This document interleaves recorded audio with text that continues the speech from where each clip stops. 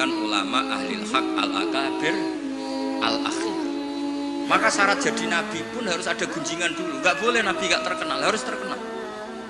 Sebelum dia lahir jadi gunjingan di Bukhairah, di Nasturo, jadi komunitas di Syam semuanya gunjingan nabi akhir zaman dengan definisi yang dimiliki masing-masing. Sehingga semua orang itu ingin, itu dari mana, orang mana, terus kriterianya kayak apa. Sampai Khadijah, karena beliau punya paman yang ahli Injil namanya Warokoh, tanya nabi akhir zaman itu begini-begini, definisinya begini-begini. Kalau nggak terkenal tahu-tahu muncul nerangno definisi nabi wes kangelan sama dia. Jadi terkenal itu kalau fillah walillah itu baik, asal tidak karena hadun nafsi. Saya beri contoh ya, contoh kecil. Ini sekaligus Maulidur Rasul Shallallahu Alaihi Wasallam. Ada orang yang imannya itu terlambat, namanya Ka'bul Ahbar. Banyak orang yang kebetulan nasibnya baik kayak Sayyidah Khadijah. Yang dia baca dari paman-pamannya, Nabi akhir zaman tudhilluhul ghamamah tuti'uhus sahai fajrul jabini lailiyud dawa. Kebetulan yang dibaca itu, karena yang dibaca itu dia nyuruh Maisarah. Maisarah itu nama lelaki. Coba kamu ikut dagang Muhammad, semua yang kamu lihat ceritakan ke saya. Setelah ikut di Syam itu ya sekarang termasuk Lebanon, Syria ya, Jordan. Pokoknya semua kawasan situ dulu namanya apa? Syam. Karena itu yang persisnya itu entah mana, tapi ada yang bilang termasuk ya Palestina, Israel. Pokoknya semua situ dulu namanya apa? Syam. Dulu ada tertentu dibilang Arifa, dibilang apa, tapi itu semuanya dulu namanya Syam. Ada pohon yang kalau ada nabi itu reaksi, nabi itu nggak boleh mikir, ya nggak boleh tahu. Jadi nabi itu misalnya matahari dari barat, beliau ya tetap saja duduk di arah barat, nggak mikir kalau ke arah barat itu ketemper matahari itu nggak mikir. Memang syaratnya nabi itu nggak boleh mikir. Memang dekat Allah sehingga semuanya, ya memang begitu. Makun tata krimal kita bualal iman. Kalau nabi mikir kok tak ada, jumpafanku kapan ya? Supaya diarani nabi carane piye? Makanya nabi itu harus ummi itu tidak tahu apa-apa. Tapi di bab nabi itu sifatu madkhin, bukan sifatu dzammin. Kalau kamu ummi kan sifatu dzammin. Kalau kamu goblok betulan itu.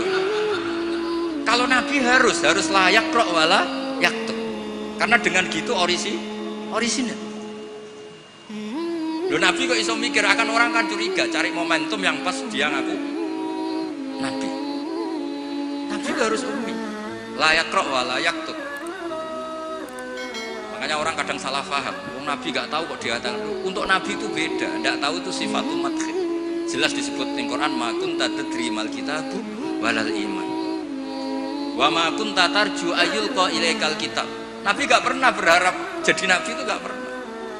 Nggak boleh nabi kok berharap jadi nabi terus ambisi, nggak boleh. Makanya nggak boleh kamu daftar wali kok ambisi, nggak boleh. Cuma ini kuotanya banyak yang kosong, ya sudahlah dipaksa-paksa. Ya jalur itu fakir sabar ya bisa, bodoh sabar ya bisa. Yang paling susah itu jalur alim wirai zuhud, itu berat. Jalur fakir aja kan sudah dapat fakirnya, tinggal dapat sabarnya. Akhirnya karena itu sudah jadi gunjingan, ini barokahnya terkenal, sudah jadi gunjingan. Maisarah ditanya, ketika Nabi duduk misalnya matahari dari barat, Nabi duduknya itu di barat pohon. Nah, pohonnya yang menyesuaikan diri. Jadi pohonnya itu ales itu merubah dirinya ben iso ngiyupi.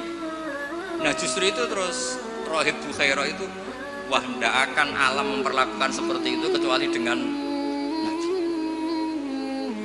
Nabi juga enggak minta ada ghamamah yang tudilluh, ndak, ya jalan aja. Dan tudilul ghamamah itu batasnya hanya sekian meter. Kalau semuanya mendung dikira semuanya dapat mendung. Ya hanya pasarah Nabi supaya kelihatan itu demi Nabi. Makanya terus Maisarah ketika datang ditanya, oh iya bener, itu berarti Muhammad itu Nabi. Pas itu Nabi umur 20 tahun. Lah bareng ngoten mboten enten alamat malih. Mulai Khadijah mulai ragu. Duh bojoku sudah dadi nabi ta ora. Nah, setelah umur 40 tahun, ini bukti kalau Nabi itu tidak tahu. Beliau mulai tertarik tahandus di Gua Hira. Datang malaikat Jibril itu dikira malakul mauti. Kagetnya bukan main. Tidak boleh Nabi kok kedatangan Jibril tak enteni. Aku jadi orang biasa. Aku jadi orang biasa aku bosen. Kapan dilantik? Itu nggak boleh. Nabi nggak boleh begitu nggak. Jadi Nabi kaget itu malah bener gitu. Maka baru ketemu Jibril yang wedi luari dia. Yarjufu fuadu, kaget. Bilang ke Khadijah zamiluni. Loh, kalau orang kan umumnya kan seneng. Jibril stanti ini suya udah diurang alam gue bosen. Tidak seperti itu. Clear nih guys, benten. Jadi Nabi itu nggak tahu. Makanya wahyu disebut fuj'ah, kaget. Dan Nabi kaget karena dianggap itu malakul. Wes bareng minta zamiluni itu sama Khadijah di kemudi terus cerita. Saat tadi ditemuin gini-gini saya kaget takut. Sayyidah Khadijah yang seneng karena dia pernah ragu 15 tahun. Tahu alamat kan umur Nabi 25, dapat Nabi 40. Senangnya bukan main, absyir kata, kamu harus seneng. Fa wa la yuzika wa abadan innaka la tasilu rahim wa tahmilul kalla wa taqridu fa wa tu'inu ala nawaibil haq. Senang Khadijah, lo coba sepinter itu kalau dia gak belajar dulu tidak bisa. Kenapa bisa belajar? Karena sudah terkenal akan ada Nabi akhir zaman. Akhirnya dikomunikasikan sama Waraqah bin Nawfal paginya, ayo besok ikut ke Waraqah bin Nawfal, ke paman saya.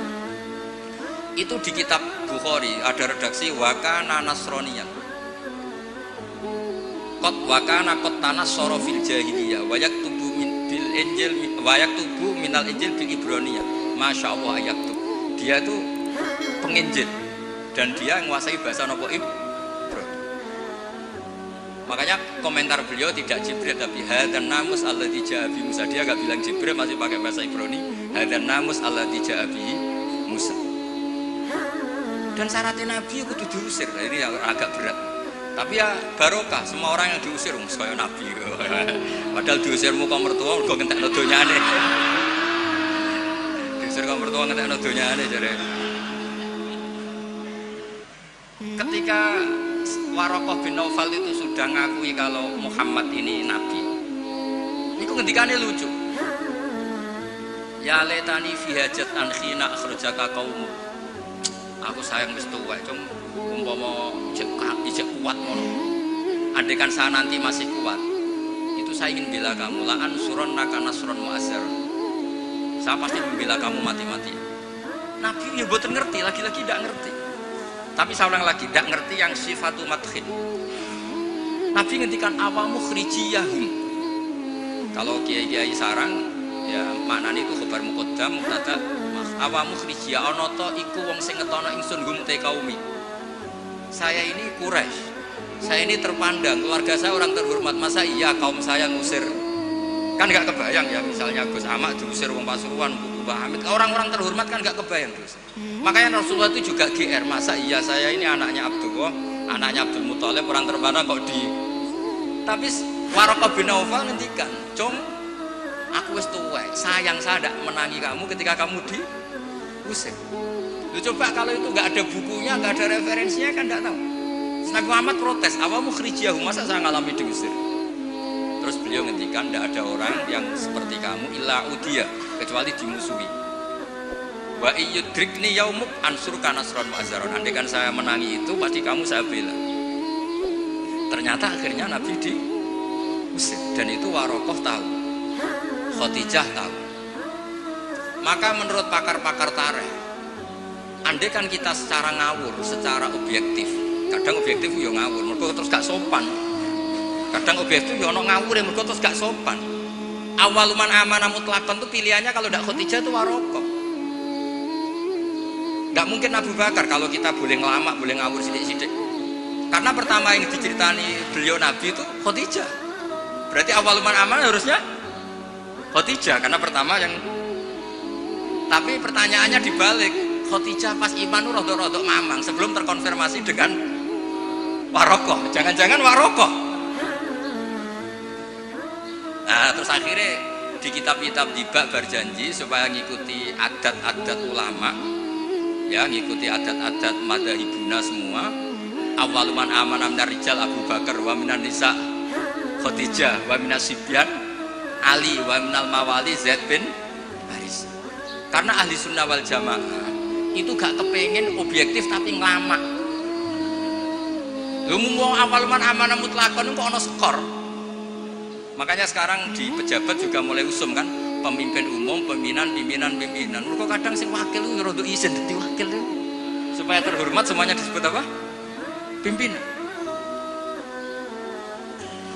Iya, ketua umum terus ketua itu sudah mulai berperadaban. Iya, ketua. Umumnya ketua. Umumnya ketua. Jadi ini cerita ya. Makanya kitab-kitab ahli sunnah wal jamaah itu nyebutnya itu awaluman amanah minar rijal Abu Bakar wa minan nisa Khadijah wa minas sibyan Ali wa minal mawali Zaid bin Haris.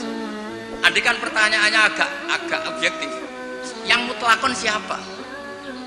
Dari sekian pemenang yang pemenang sejati siapa? Mesti debatnya itu antara Khadijah dan Waraqah. Tapi gue niku objektif sing ora bener. Susah nggak hukum adab ya, ora usah kecangkeman.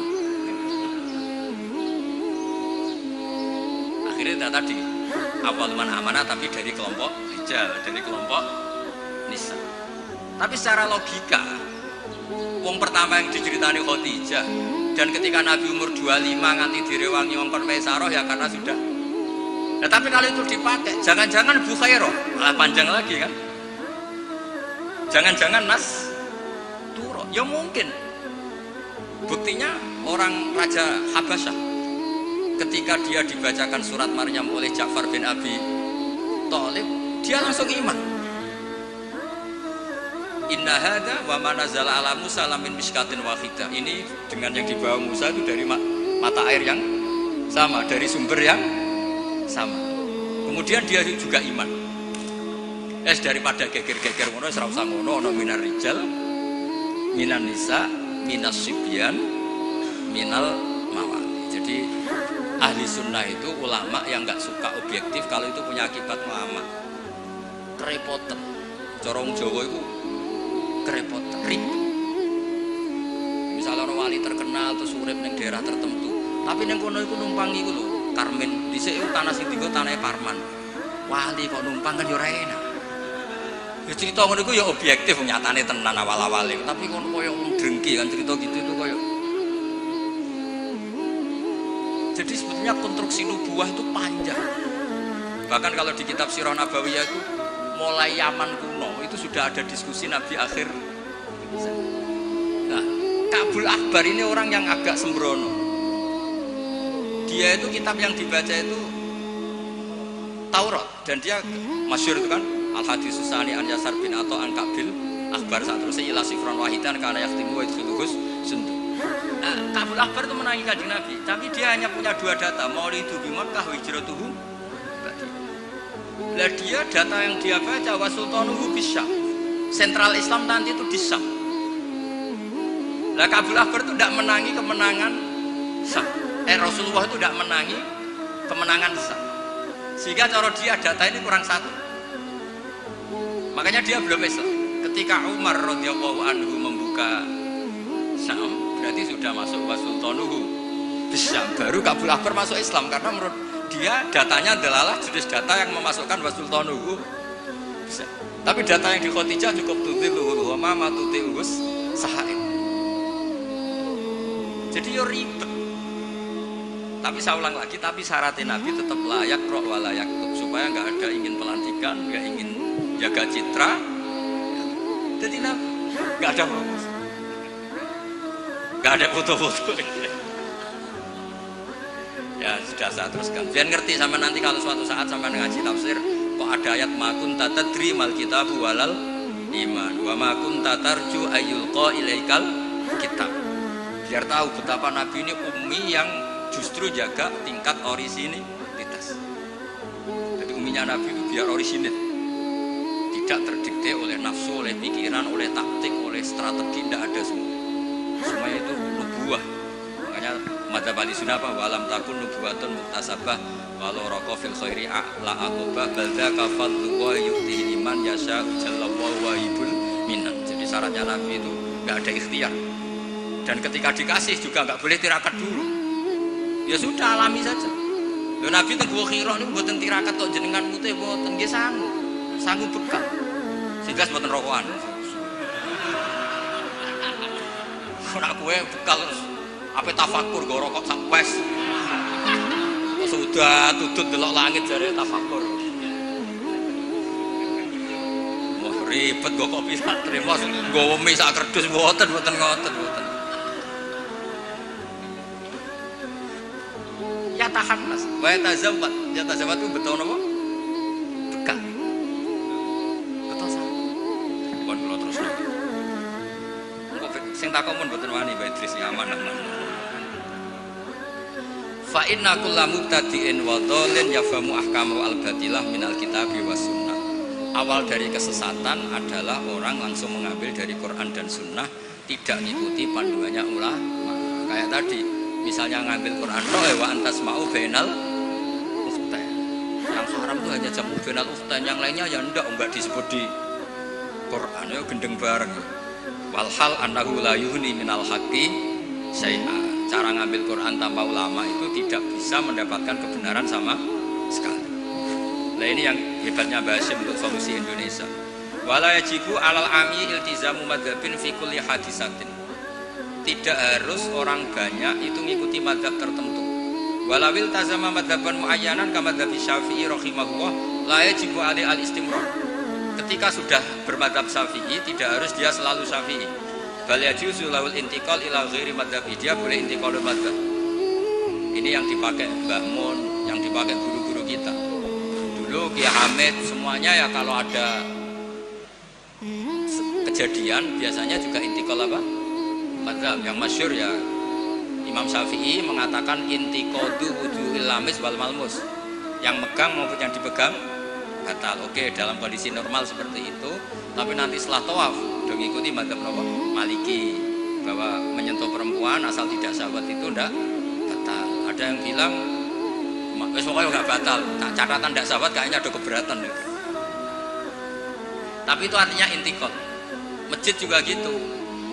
Saya sering ditanya orang, Mbak Idris itu masjid di kampung-kampung itu kan mau ditingkat. Bekas tanahnya wong dikai ora gelem mergo tanah wakaf. Nah agak dibuat ngelumbruk. Bekas bangunannya nek dirubono ngelumbruk. Dibuat ra oleh tanah wakaf, nak dibaro di situ ngelumbruk. Nah, itu kalau kita ada intikal madzhab Hanafi bahwa wakaf itu atiyatun mahdhah, enggak bisa. Akhirnya kalau saya ditanya, ya nek iku problem gak no cahaya yatim tak kena imam masjid sing rada diutang seneng didol.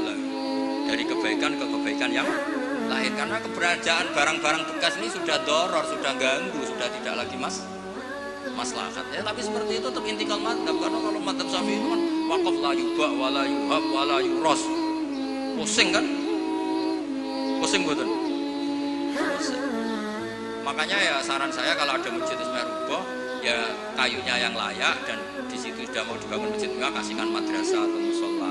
Kalau nggak bisa kasihkan fakir miskin. Tapi yang penting dari kebaikan menuju kebaikan yang berbeda. Nah, ikutnya apa ya Hanafi karena yang lainnya la yuba wala yuros wala yuhab. Nah seperti itu kita harus. Begitu juga misalnya ada wong awam sholat, sebelum pupune kena rokok kretek. Bar sholat lagi ron, pupune kebuka sak golongane rokok. Itu harus intikal madzhab. Meskipun gagal amal. Jadi misalnya nanti juga diterangkan di kitab ini. Ono wong awam, saya ulang lagi, ono wong awam bar nyaponi kandang ayam. Setelah sholat kesusu, ternyata di sini ada teleknya apa? Ayam. Nah, kalau dia disuruh iada kan keberatan. Murah potongan wali kan baleni sholat itu kan keberatan.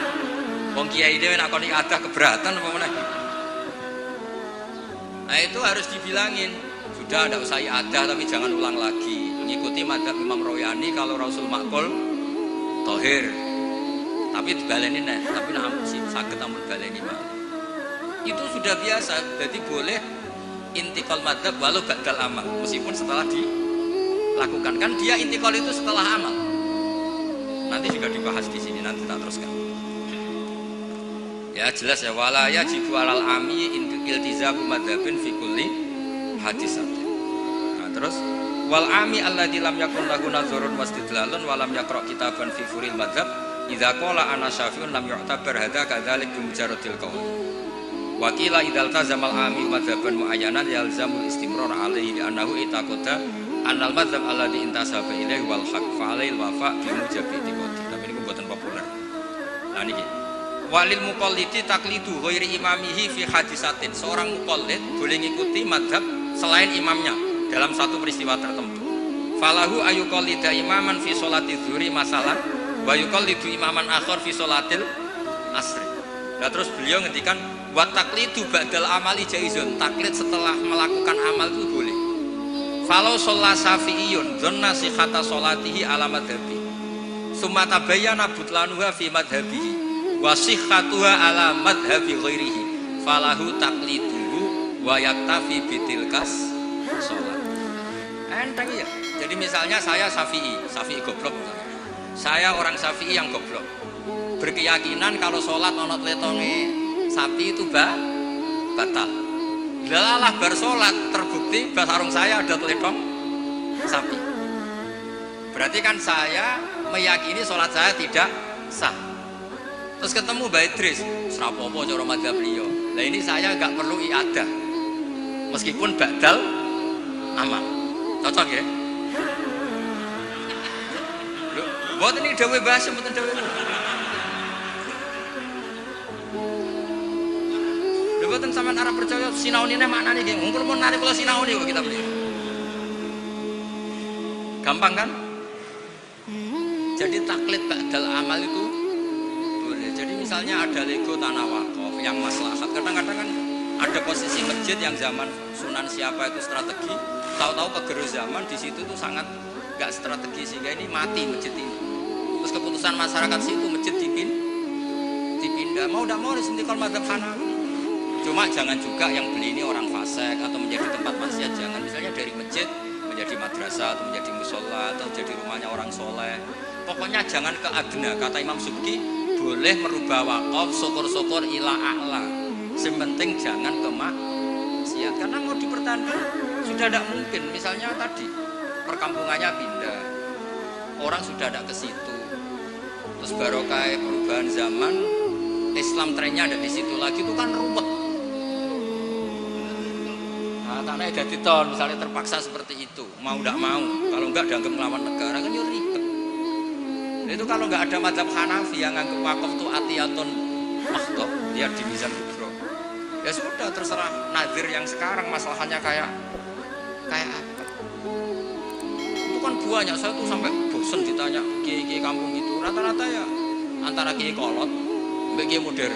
Biasanya lazim sing modern ora iso ngaji, berane perubahan. Sing iso ngaji ora pati luwes. Ribet ngadepi wong kotok mbek wong modern. Tapi enake masyarakat tuh kalau ada orang terkenal alim rada diwedeni, rada lumayan lah. Ya barokah itu kan nak takok sing jawab aku rada wedi. Jadi terkenal tidak untuk hadun nafsi tapi untuk mempersempit konflik. Jadi karena hukum ya, saya ulang lagi, hukum itu kadang tuh tidak objektif. Saya beri contoh ya, sama nggak usah tersinggung. Madzhab Syafi'i yang mengharuskan Jumatan orang 40, ya, itu juga dikritik oleh Fathul Mu'in. Tidak usah saya, Fathul Mu'in pun kritik. Kritiknya gini, kalau ada orang berpikiran harus iqamatul Jum'ah walau biduni arba'in harus diikuti.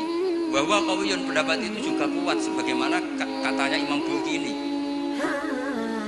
Orang yang latihan jadi kiai, yang latihan dakwah syarat 40 itu aneh. Loh, kamu kan hidup di Pasuruan, sudah kota santri. Coba kalau kamu hidup di daerah Samin, wong sing gelem Jumatan wong 10 kok syaratno 40. Jadi agama itu juga diuji di lapangan, jangan nuruti khayal ideal. Imam kudu macane fase, wong sing dadi imam wong iku. Sing gelem ya wong iku.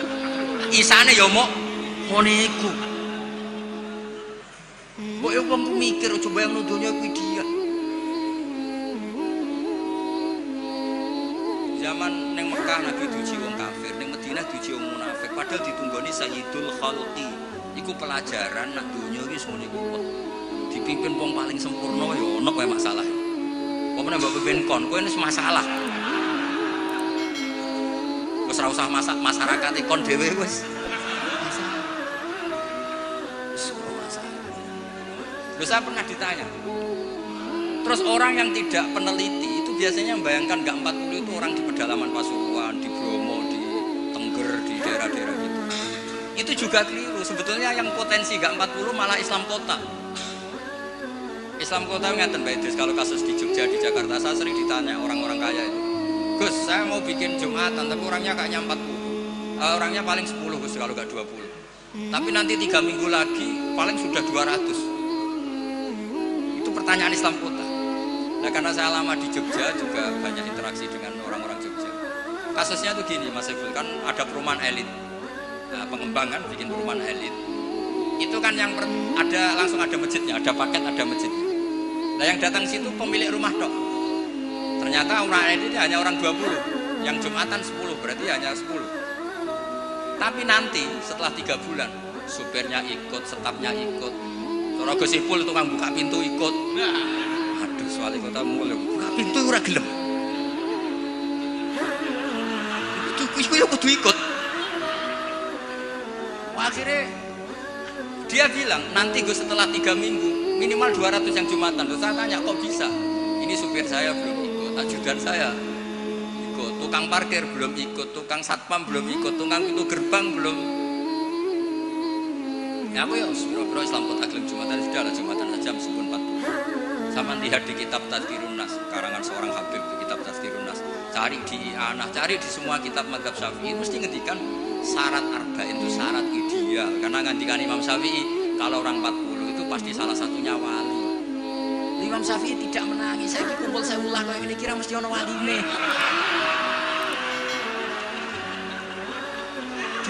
Iya kan? Imam Syafi'i gak menangi itu. Walaupun adanya wali. Dulu itu saking banyaknya orang wali, orang soleh, tiap ada orang 40 pasti ada. Sekarang kalau orang ribuan pun ada jaminan kalau ada walinya. Kalaupun ada jalur istri juda, jalur fakir sabar, pun jalur-jalur. Nah itu kan kata siapa mazhab Syafi'i itu absolut di ashabnya, tidak mesti juga. Karena di level lapangan itu beda di level khayal ideal. Kalau khayal ideal inginnya imam yang terbaik. Paham ya? Afqahuhum yang paling ahli baca, afqahuhum yang paling ahli fikih, asanuhum yang paling senior. Terakhir malah berat lagi, wa imamu qaumin wa hum lahu radun. Imami orang yang semuanya meneri. Lewat pilkada apa jadi imam? Disurvei sih. Jadi misalnya saya dengan kesimpulan survei dulu. Waliul Amri menang di urusan Waliul Amri, berarti menang wali kota. Kalau Aklam kayaknya menang saya misalnya, ribet kan? Akhirnya kan poinnya 1 banding. Nah, tinggal poin terakhir wa imamu qaumin wa hum lahu radun, konsensus kan? Polling dulu.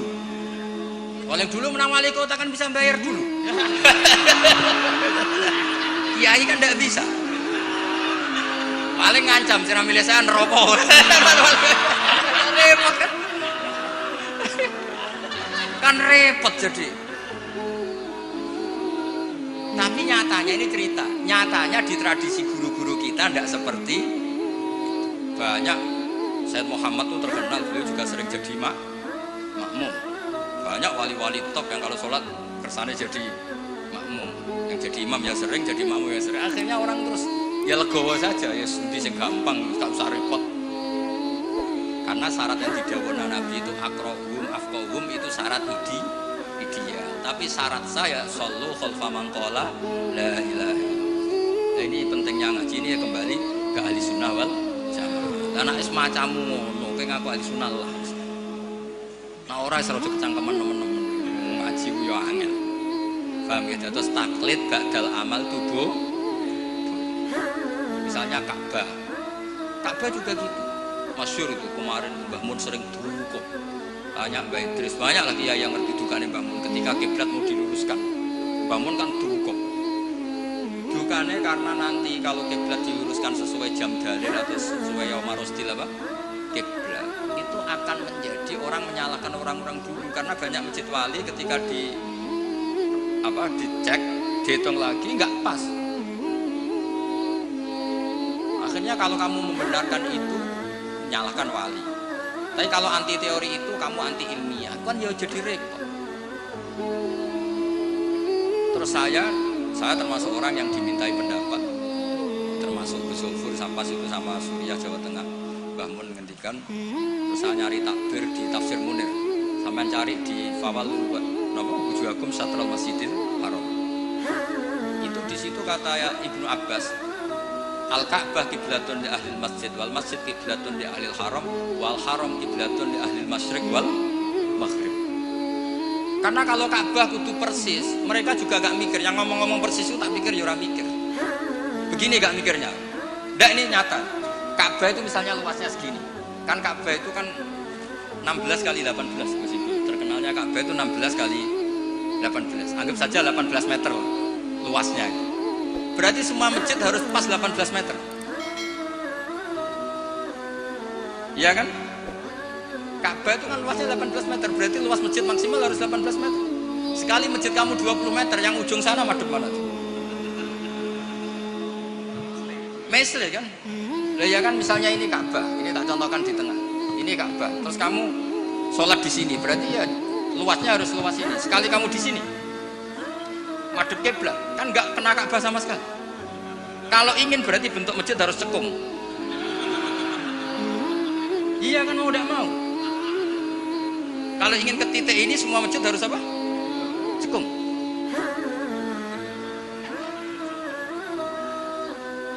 Lah itu pas itu Mbah Mun saking dukane ngendikan gini. Senengane bener Ka'bah. Rumangsamu sing wajib madhep Ka'bah iku mok wong salat tok. Wong mati wajib madhep Ka'bah iku keduki Ka'bah. Sampai gitu. Betul. Saking dukane Mbah Mun. Memangnya yang wajib madhep kiblat itu hanya salat. Orang yang mati pun harus madhep Ka'bah. Keduken Ka'bah. Iku jek versi kaul qadim Ka'bah.